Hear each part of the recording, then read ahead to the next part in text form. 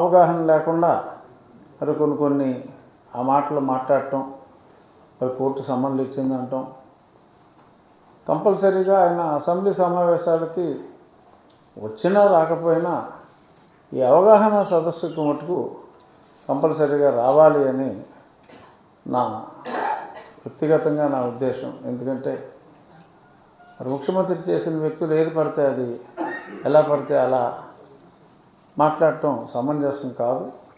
ఈ అవగాహన సదస్సులో ఇటువంటివన్నీ శాసనసభాపతికి చైర్కి గౌరవం ఇవ్వాల్సిన అవసరం గురించి, ఇంకా రకరకాల పార్లమెంటరీ ఆర్ అసెంబ్లీ శాసనసభ వ్యవహారాలు, ప్రొసీజర్స్, రాజ్యాంగాన్ని ప్రతి ఒక్కళ్ళు చదవాలి. కౌల్ అండ్ షక్దర్ ఆ బుక్ కూడా అందరికీ ప్రతి శాసనసభ్యుడికి ఇచ్చేలాగా కూడా ఇస్తున్నాం. ఎందుకంటే ఆ శాసన వ్యవస్థ, అందులో ఎమ్మెల్యేల పాత్ర, వారు ప్రవర్తన నియమావళి, ఎందుకంటే ప్రజల చేత ఎన్నుకోబడిన వారు మేము అనుకోండి. సో మా ప్రవర్తన బట్టే అందరి ప్రవర్తన కూడా ఆధారపడి ఉంటుంది.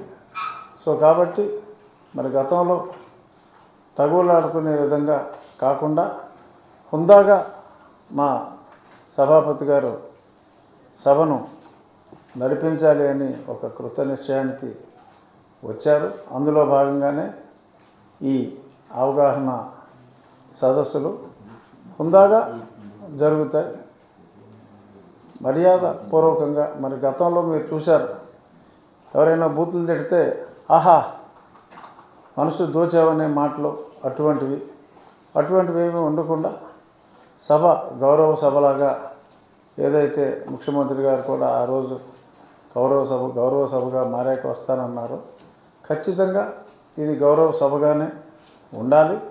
ఆ గౌరవ సభగా ఉండాలి అంటే అన్ని పార్టీల సభ్యులకి కూడా పూర్తి అవగాహన ఉండాలి. కాబట్టి ఆ బ్యాక్గ్రౌండ్లో స్పీకర్ గారు అవగాహన సదస్సులు నిర్వహిద్దామని చెప్పి ఆయన నిర్ణయం తీసుకోవటం, ముఖ్యమంత్రి గారితో మాట్లాడటం, అలాగే ఈరోజు లోక్సభ స్పీకర్ గారిని కలిసి వెంటనే ఆయన అనుమతి తీసుకోవటం, ఇదంతా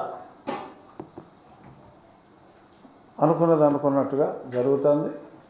సో దీనికి అందరూ, ముఖ్యమంత్రి గారు కూడా వస్తున్నారు, అందరు మంత్రులు, అన్ని పార్టీల శాసనసభ్యులు, అన్ని పార్టీల